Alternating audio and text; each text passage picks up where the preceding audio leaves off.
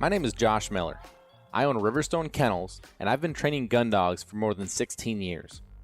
I have field trialed, I've hunt tested, but at the end of the day, I'm a duck hunter. You might find that the duck in our Duck Dogs podcast is spelt uniquely. The UK stands for my British Labs. I love my British Labs. I love what they offer me, both as a part of my family and the high motor in the field. As you're going to find, I have some pretty special dogs. Follow along in our podcast series here as we talk about both in the field hunting and in the field training situations that will hopefully help you progress with your dog at home.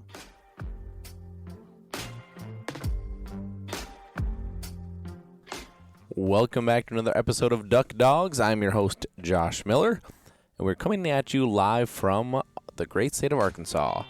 Before we get going here, let me thank our great sponsors. Thank you to Eukanuba. Eukanuba Premium Performance Sport 3020 is the blend of food that all the dogs down here at Duck Camp are on, and it speaks for itself. You know, the energy level, the coat, the recovery time.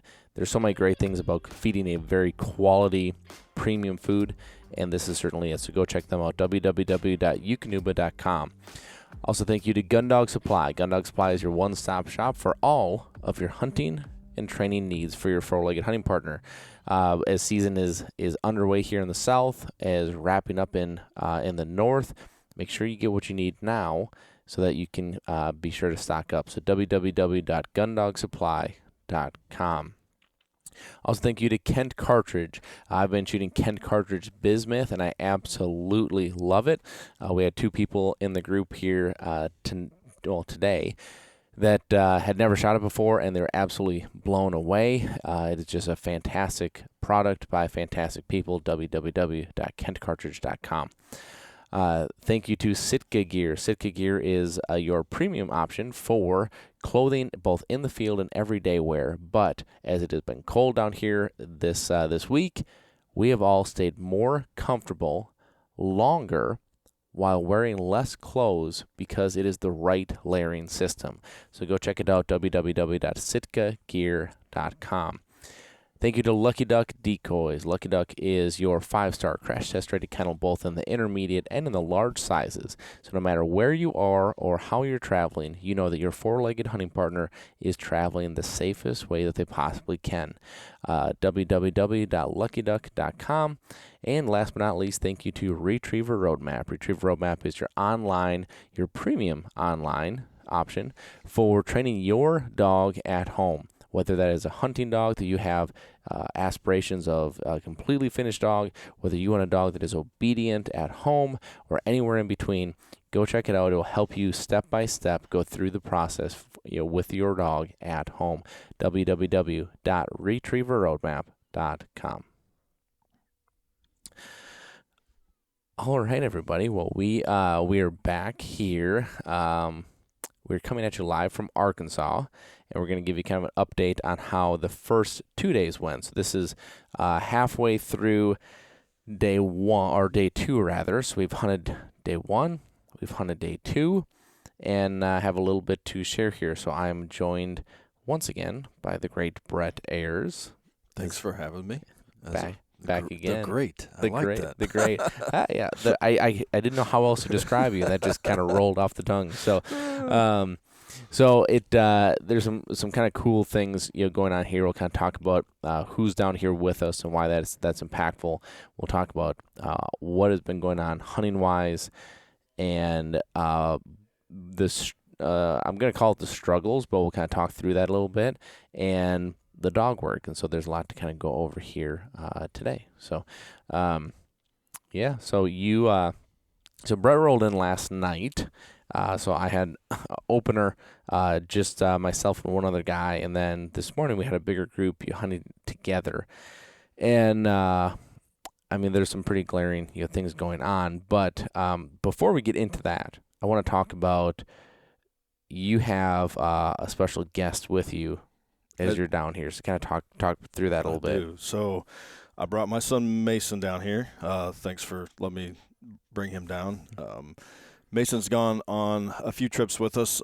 He came down here couple years ago with Tim No from Lucky Duck.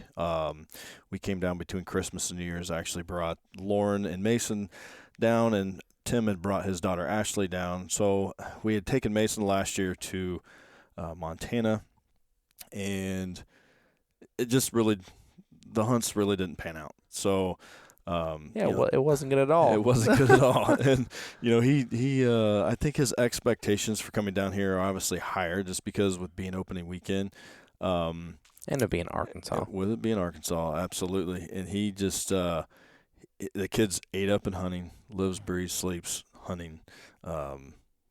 He loves just being a part of it. He doesn't care. I know we talked in another episode, at home, he's just one of those kids that he doesn't care about the big piles. He loves the experience. He loves just being out in the outdoors, and that's what makes it really special to me. So super pumped to have him down here, and to just share more memories with him, and I guess make more memories with him. And it's been fun so far.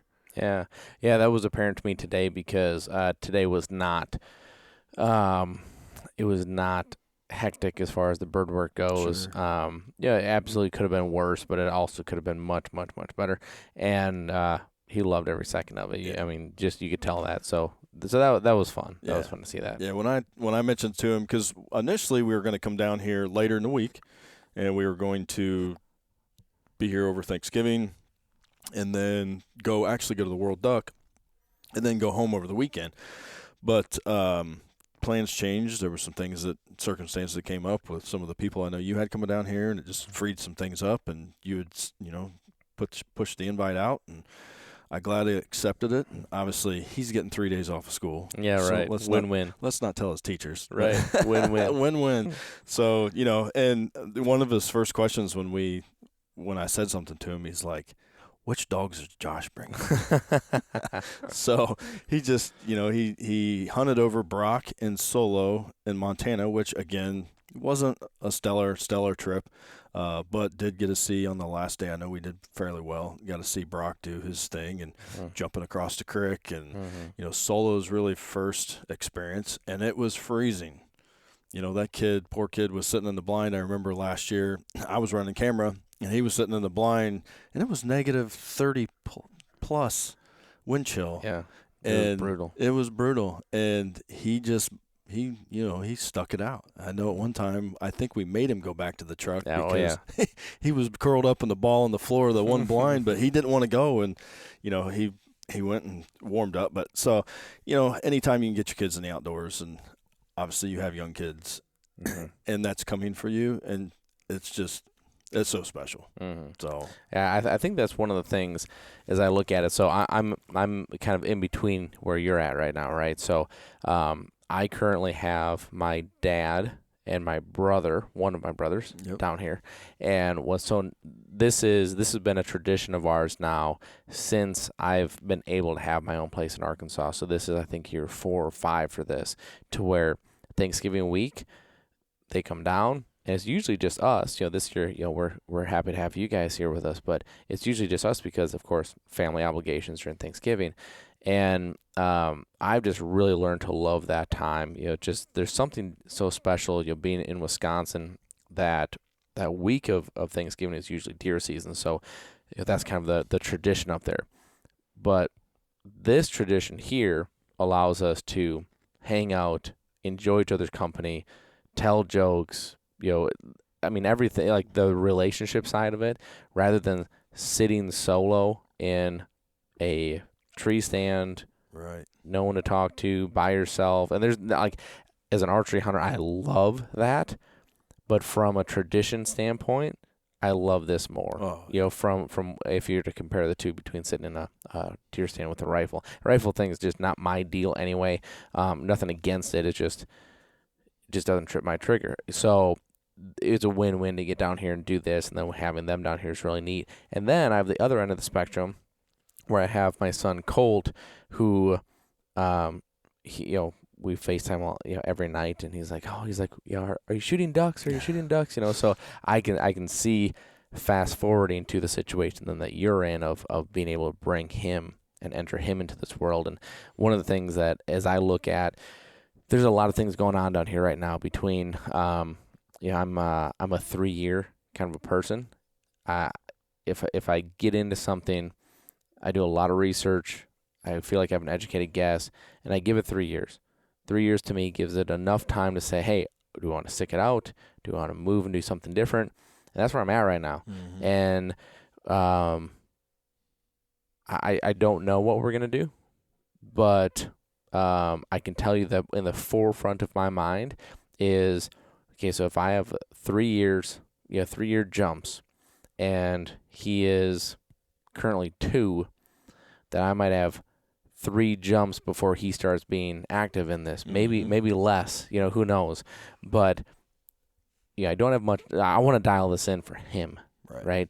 I want to dial this in for my dad. I want to dial this in for my brothers, because when they come down and spend this time, it kills me when we have rough weeks like what we're having right now.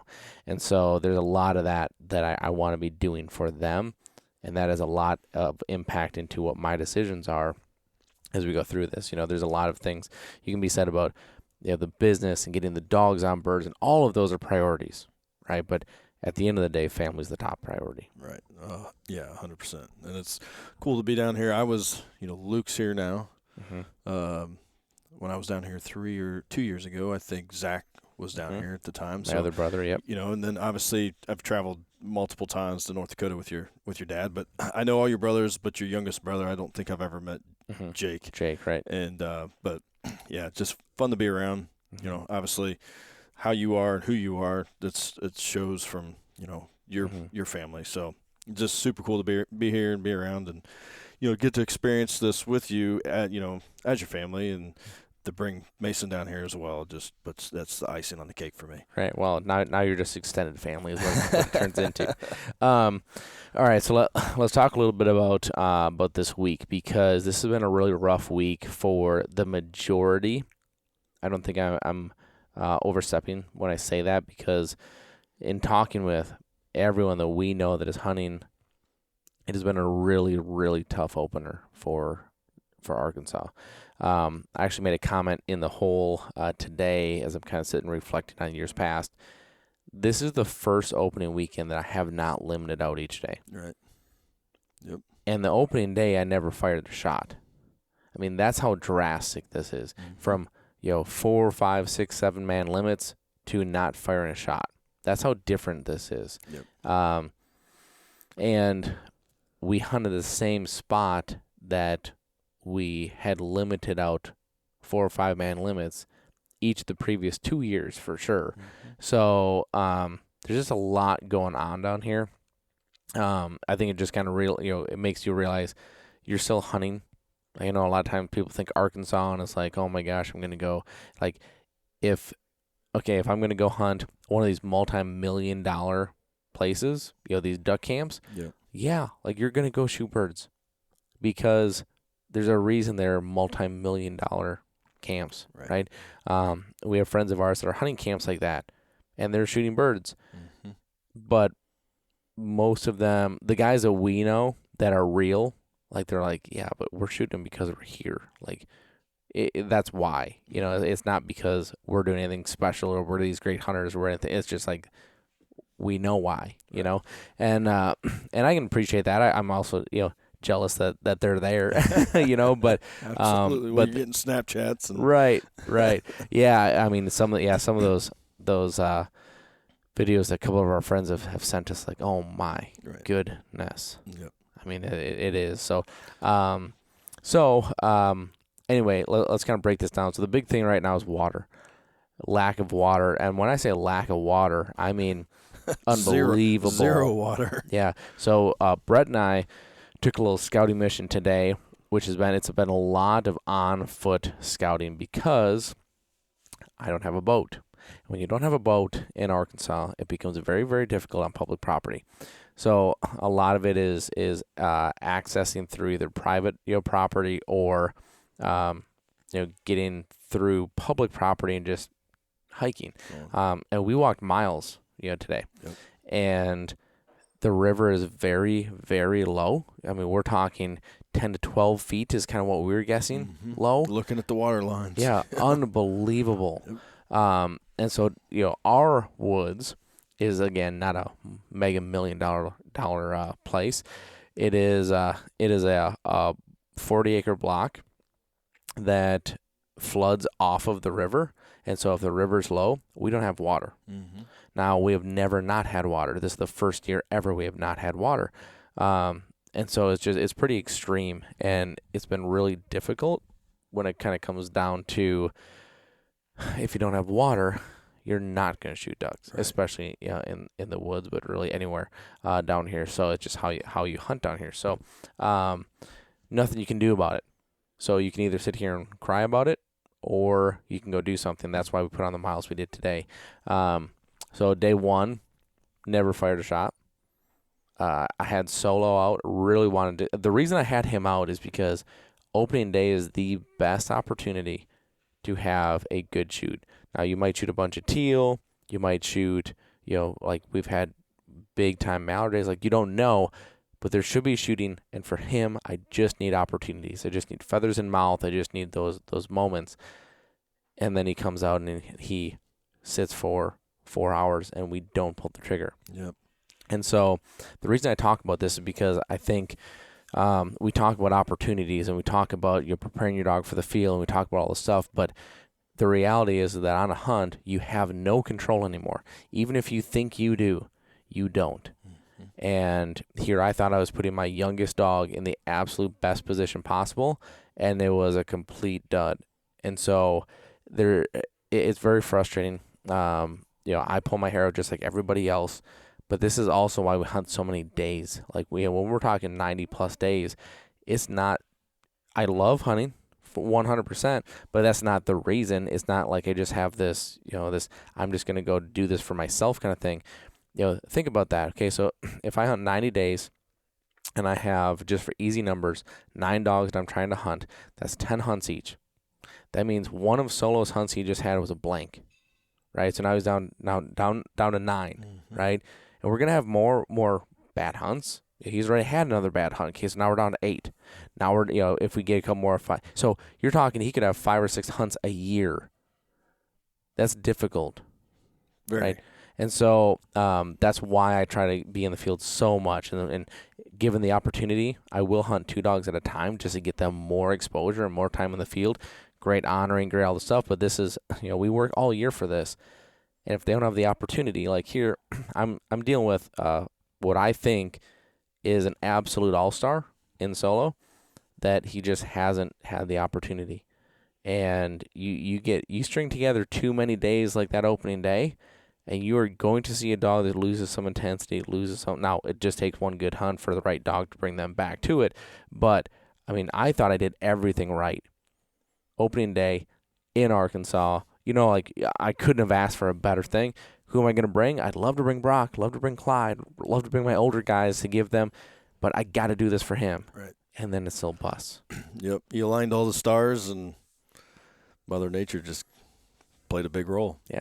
So you cannot, like, the reality is it is an uncontrolled situation. Right. As much as you think it is controlled, it's not. Yep. And so, anyway, so then going into today, I hunted Bud for 2 reasons. One, he had an upset stomach last night, which for any of you that travel with your dogs, this can happen. And so what I'm doing is I'm putting some Alpha Dog Balance in their food now. For whatever reason, just based on, I normally am religious about doing that while we travel, because it helps their gut, it eases them, it settles them down, so where they don't get, whether it's vomiting, diarrhea, whatever, dogs just get stressed out. Travel, new place, a lot of things going on, naturally they're going to get worked up. And so he had an upset stomach last night where I had to let him out, and he had diarrhea. And so that was one reason I didn't want him sitting if he had an upset stomach. But the other reason was, as much as I wanted to hunt Solo, I just couldn't gamble 2 bad ones in a row. And so it's one of those things that I want to make sure I have what I think is as close to a slam dunk as possible before I bring him back out. Now, of course, there's no guarantee. I thought yesterday would have been a slam dunk, but it wasn't. So, but I'm going to do my part. I'm really going to try to make sure I can do everything I can, to put them in the right spot. So, so anyway, Bud went out today, and today was better. We shot, I don't know, six woodies or something like that, all wood ducks. For me being the hunter, I'm like, I want them to be mallards, I want them to be big ducks, but the reality is that we put feathers in the dogs' mouths today, and so sometimes you have to kind of put your own agenda, or own ego aside, and say, hey, this is what we needed right now. We don't, for whatever reason. Well, I know the reason, the water, but we don't have the big ducks right now. So let's take a step back and take the consolation prize right now. And I'm not demeaning wood ducks, but they're not working, they're not decoying. We're pass shooting is what we're doing. But it's still putting feathers in their mouth, which is a win at the end of the day. So it wasn't an easy hunt, by any means. It was still very frustrating, but at least we put birds on the ground. Yeah, and it's going back to like our walk today. It was kind of eerie walking through the woods because we, like you said, had walked a long ways, and just having the visions and knowing what's been in there, the last several years, because I've never seen it this dry, and it was like dry to hard ground, and it was crazy. Yeah, very crazy. Like not even moist. No, not even moist. And just walking through there and just having the visions of what it would look like, in at its normal pool, so to speak, and and the spot that we're hunting is there's no other water around us, and it's 3/4, 8, almost a mile from the river, so we're getting a lot of passing ducks. Like you said, we had wood ducks, and a lot of them did buzz. We're over treetop where we could get some shots off, and you had to be quick. You had to be on your toes because they were there and gone before you knew it. And had a few trying to get in the hole, trying to get down into the water. But yeah, it was it's tough. It's just and it's the same situation. Not to go away, but like at home, in Ohio, we're super dry too. Our lake's down 2 feet. Guys are blowing up props on the lake and hitting stumps and this, that, and the other, and it makes it that much more difficult. So, but yeah, you gotta deal with the punches you're given and keep moving forward, and that's what we're gonna do. Yeah. So basically, right now we have two options. We can pack it up and go home, or we can dig in and we can try to make lemonade out of lemons, and that's what we're trying to do. So, I spent a lot of time on Onyx, really trying to look at property, look at layouts, look at where I think areas could be. And we just did a lot of walking today. And a lot of the holes that we saw or found had no water in them, but was still able to mark them for later on or next year, when there is water in there. And so it wasn't a complete loss. And we found some places that might be productive. And so we have some game plans for tomorrow. And we just kind of at some point, we're going to connect, right? But you got to keep swinging. Yep. If you're not swinging, you're not going to connect, and that's just the reality of you can get drugged down by early alarm clocks. You can get drugged down by no birds. You can get drugged down by the cold. You can get drugged down by the ice. You can get drugged down by no water. There are a lot of things that if you focus on the negative, it's going to suck. Oh, yeah. But we could also be sitting here going, hey, this beats being in the office. This beats sitting in a cubicle. This beats, go down the list. Where else would you rather be? Yep. And I had a moment of that this morning when the hole that we were hunting this morning was a really neat little cypress hole where there's some big cypress trees, some big cypress knees, just kind of that very vibey Arkansas feel. And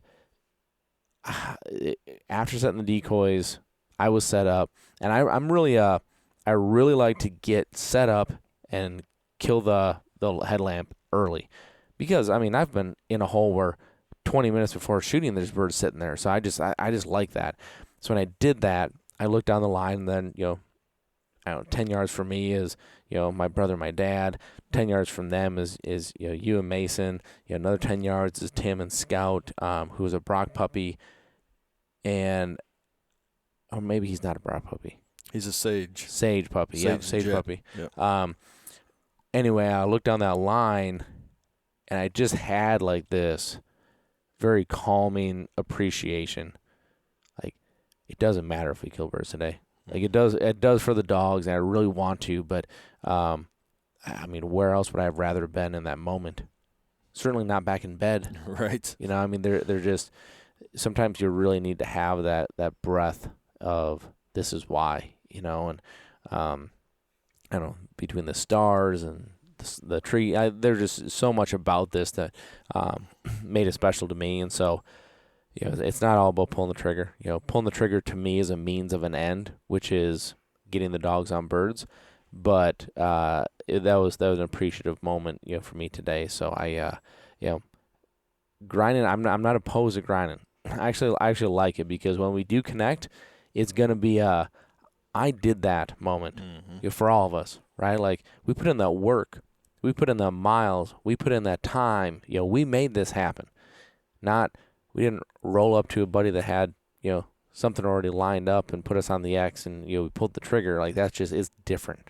So, you know, we'll keep grinding. Yeah, and you know, this kind of all started before we even left town, because, you know, like I said, this whole thing on Mason's side changed at the last minute. And when you got down here, you called me and you're like, it's not good. Yeah. Like, when you got here to go check water levels, and you had somebody else, I think, that came in and checked them for you too, early, just to see. And you're like, I don't know if you should come. And, you know, obviously at that time I'd already told Mason we were going. And so, you know, just a little harder to tell him no. Right. But, you know, I was like, I'm willing to do whatever we need to do to make it work. If we got to put in the miles, have a good hunt, let's do it. I'm all for it. So, you know, it's tough. It's difficult. It's, like you said, grinding. It's long days.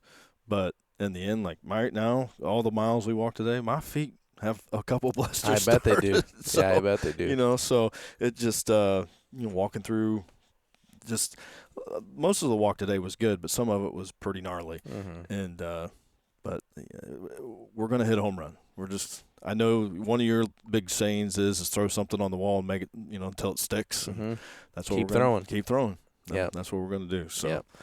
But yeah, so hopefully, you know, tomorrow we got a couple plans. Hopefully, we go from there and make the right choice and see what happens. And if not, like you said, we're spending time in the woods as friends, as family, and that's what's most important. For sure. So for sure. Yeah. Well, we'll keep everybody posted here. Hopefully, we have some more exciting stuff. I mean, there really wasn't. Here's the only retrieve that I'll talk about today. There was one retrieve today, especially because we're pass shooting. Yeah. That this bird sailed, and I felt like went a good ways on the other side of the hole in the woods, and we're in tall trees and pretty thick.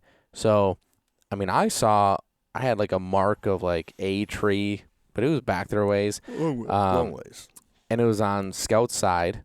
And so I kind of looked down at Tim, and Tim was like, "Oh, one went down." Like he didn't see it. Yep. Okay. So then I looked back, and Bud was kind of looking that way, but then he kind of looked back at me. So I'm like, I don't know if you have it, but I'm like, well, let's just give it a shot, you know, because he looked back. So I was like, Bud, and he took off, and he took a great line, disappeared into the woods, and it was not very long, and he was back with that bird. Yep. And I even said, I was trying to video it for our Instagram page, but when he disappeared, I said on that story, I said, if he comes back with that mark, I'm going to be very impressed, because, I mean, there's no way that he could see it. I mean, if he would have just went to the visual, you know, loss, he would have hung up right on the other side of the hole and just hunt and been unsuccessful. I would have had to give him a back cast.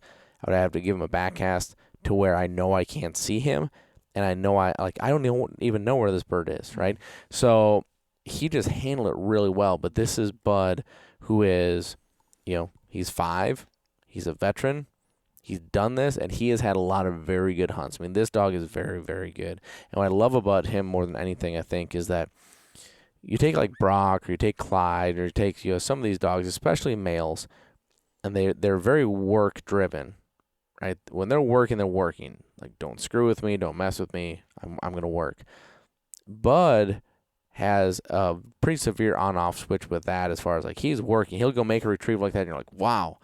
And then literally 5 minutes later, Like Mason is sitting on the ground and they're like loving up on each other. Like, you know what I mean? Like, and he loves that just as much as he loved making that retrieve. Maybe not as much, but he loves that. You know, where I know for a fact, like, you know, Clyde especially or Brock would have been like, hey, great, thanks for the pet. Get me back to the stand, you know, because like I want to go do this again. It's time to work. Just a very different mentality. And so that's why I think, you know, bud puppies have been so successful across the spectrum between, I mean, not only high level, high accomplished, you know, gun dogs, you know, especially, you know, hunt test wise, but we're talking cadaver dogs, we're talking search and rescue, bomb dogs, we're talking therapy dogs, like literally across the board. These dogs have been so consistently good no matter what avenue they're put in. And I think it has a lot to do with that. They have a job, they want to work, they're so good at it, but they also have that personality to balance that off. And I think that's where some dogs, like very high-performing dogs, like Bud is the youngest hunter retriever champion that I've had. And yet he has, you know, the most lovable side, the most personality, the most everything. That's a very difficult combination, you know, to have. And he does that very, very well. And so it's fun to see that, and it's fun to see him make the kind of retrieves that he made today, because he's very capable of that. And, you know, that was the only retrieve that I had that was like memorable. The thing is, like, I'd really like to, we talked about this today, I kind of like to start hunting more fields down here in Arkansas. And the biggest reason is the dog work, because selfishly, I love the woods. I know you love the woods. Mm-hmm. We love the boat ride when we can get in a boat. But there's just something about those birds doing the dance and floating down. It's just different. And I don't know if it's because we live in the Midwest where it's a lot of dry field hunting, or you can see them come from a long ways away, and we see that all the time. But from a dog standpoint, a dog that hunts in the woods, and guys, if you're woods hunters, don't take this the wrong way, because I love this. But there's not a whole lot of opportunity for overly impressive retrieves. Like, you're not doing a 300-yard blind in the woods, right? You're not putting him on, you know, a triple sailor that he really has to have marking, like boom, boom, boom. Like, shoot, Bud had a retrieve today that was like 11 yards. You know what I mean? Like, it's just, and I know it's not all like that, because the one I just talked about was not like that. I know that there's some difficulty. I know there's trash they have to fight through. I know there's their own obstacles. But as I look at this, I'm just looking at this of like, why am I here? Well, one, because I'm a duck hunter, that's what I love to do. Two, for the dogs. And I would even argue that's number one, is for the dogs. But if it's for the dogs, to really get them on these bigger retrieves, fields are where it's at. Mm-hmm. And there's nothing wrong with that. And might be something that we look at next year. Might be something we look at this year yet. You know, who knows? We have enough connections down here. We might be able to work something out. But kind of an interesting thought. I know everybody loves the woods, and I think when people think Arkansas, they think woods. And so that's why so many people love our woods stories. Mm-hmm. I love our woods stories. But I think there's something to be said about that part of it, too. Yeah. No, the woods is definitely it's tradition, right? Mm-hmm. I mean, that's what you hear Arkansas. That's what everybody talks about. Yes, you hear the rice fields, et cetera, but when you mention Arkansas to a duck hunter, the first thing that pops out is the woods. 100%. So, and like you said, we're used to it at home because, you know, we're hunting, like you said, fields or big areas where you can see them coming from a long ways, and there they come. You shoot them, you know, and obviously it's a total different deal down here. But I totally get it. I think it's a great idea, and I'm interested to see where that goes. Mm-hmm. Yeah. So, well, we'll keep everybody posted on the next few days. We're going to be down here minimum another 4 days. So we'll keep everybody posted, and hopefully we can grind it out and get at least one great hunt out of it. Yeah. So. It's going to happen. I hope so. It's going to happen. Keep swinging. Yep. Can't what I think Wayne Gretzky was the one that said you'll miss 100% of the shots you didn't take. Yep. Yeah. So we'll keep taking shots. That's right. So, well, thank you for spending the time with us here today, and we'll try to come at you tomorrow if we have anything to report. Otherwise, we might skip a day to be able to have a non-8-minute podcast. But stay tuned, and we'll try to come back with you as soon as we can. Have a great day. Thanks for listening. Be sure to follow us on Facebook and Instagram, leave us a review on iTunes, And a special thank you to DUK because without them, we couldn't do what we do here, bringing this information to you.